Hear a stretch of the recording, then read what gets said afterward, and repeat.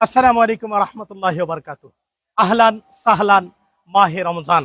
আজকে সন্ধ্যা থেকে শুরু হয়ে যাবে 12 মাসের মধ্যে সর্বশ্রেষ্ঠ মাস রমজান মাস। চলেন আমরা রমজান মাসটা কিভাবে কাটাবো তার একটা সুন্দর রুটিন তৈরি করি।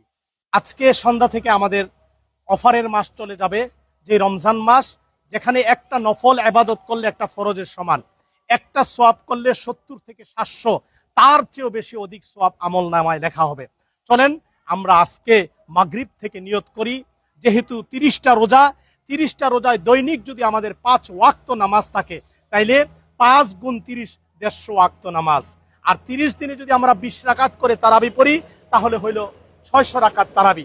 সাথে আমরা একটু যোগ করতে পারি তাহাজ্জুদ। যখন আমরা সেহরি খাওয়ার সময় উঠব, যখন আমরা ব্রাশ করব, মিসওয়াক করব, তখন আমরা সাথে করে অজু করে ফেলবো। অজু করার পরে ওই দিক দিয়ে খানা রেডি করতে করতে আমরা 4